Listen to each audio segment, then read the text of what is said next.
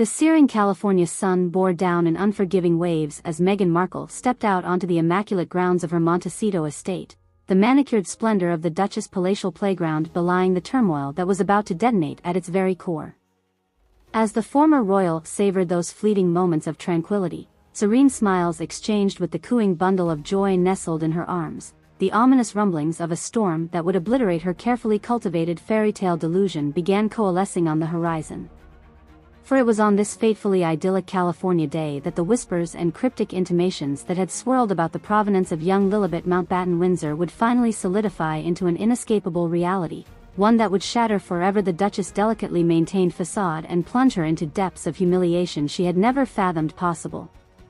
The first portentous beats began with the arrival of a sleek black SUV at the gates of the Montecito compound, its tinted windows concealing the identities of its mysterious occupants from prying eyes.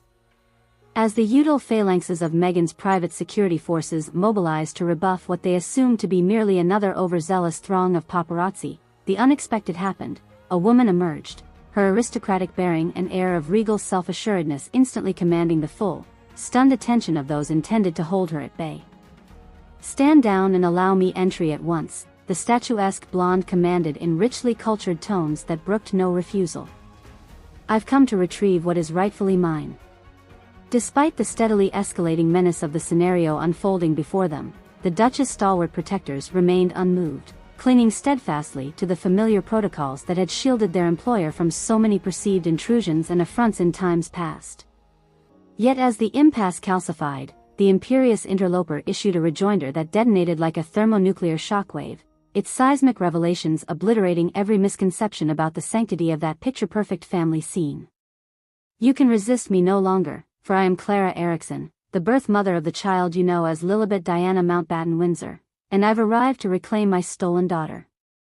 As those world-upheaving words detonated amid the razor-edged tension gripping that gilded California enclave, Meghan Markle's universe morphed into a swirling vortex of existential tumult and dizzying disorientation. Striding forth from her pergola sanctuary, still cradling the slumbering Lilibet protectively in her arms, the Duchess was a portrait of desperate defiance even as the foundations of her reality cracked and fissured around her. "That's an utter fabrication, a vicious lie born out of some twisted obsession," the former royal spat, her voice edged with the steely inflections of irrational conviction. "I won't allow you or anyone else to besmirch the sanctity of my family with such repugnant calumnies." Yet even as Meghan hurled her furious rebuttals, icy tendrils of doubt and disquiet wormed their way into the deepest recesses of her embattled psyche. For the reckoning she had so long dreaded, the nagging abyss of repressed uncertainty gnawing at the edges of her blissful domesticity, had indeed arrived, its herald a poised, imperious figure from her opaquely veiled past emerging to reduce the Duchess' entire existence to ash and cinders. "You can deny the truth no longer, Meghan," Clara declared, her tone a dispassionate admixture of stoic resolve and glacial steel as she advanced inexorably upon the faltering Duchess. "Your willful delusions of motherhood to my Lilibet are at an end. I've the paperwork and documentation to prove beyond any doubt that you callously commissioned that child's creation, only to spirit her away before I could so much as hold her in my arms." The accusations detonated with the seismic force of a point-blank salvo, body blows of sordid revelation unleashed in merciless succession as Clara's newfound intensity bored ever deeper into the crumbling facade maintaining Meghan's fantasy of maternal bliss.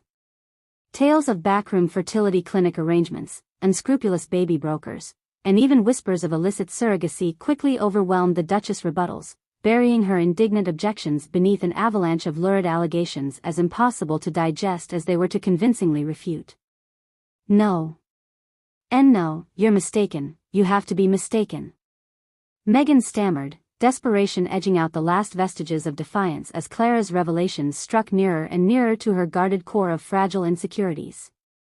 "We followed all the proper channels, the legalities, she's my daughter, our miracle child." Yet even as the Duchess manufactured truths crumbled to ash around her, Clara remained unmoved, her implacable resolve to reclaim the daughter so cruelly torn from her borderlining on fanatical possession.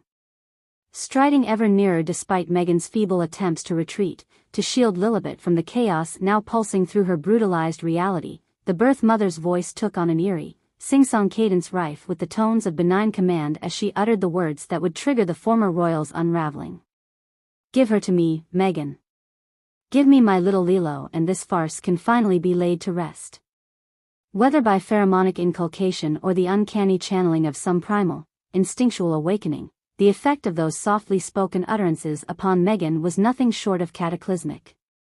In an instant, the Duchess' world detonated into shards and splinters, the grounding truths she had so desperately ensconced herself within vaporizing under a searing supernova of repressed doubt and psychological dissonance that had clearly been festering unchecked. And as her manufactured reality was incinerated, Meghan's carefully sculpted facade of pious nobility in maternal beatification collapsed inward upon itself, leaving the disgraced Duchess bereft, hollowed, a scorched husk of a woman torn asunder by the devastation of her greatest lies. What have I done?" she keened, the haunted rasp of her own voice unfamiliar in its bottomless despair as the unconscionable panorama of her deceptions finally revealed themselves amid the existential rubble of her ruination. Her knees buckled, consciousness threatening to abandon her as the only treasured certainty she could cling to, her adoration for her cherished daughter, twisted into a grotesque mockery before her waking eyes. As Meghan sank to the burnt remains of her courtyard dais in a boneless heap, Lilibet too slipped from the nerveless clutches of her arms to instead be effortlessly retrieved by the birth mother from whom she had been so cruelly separated.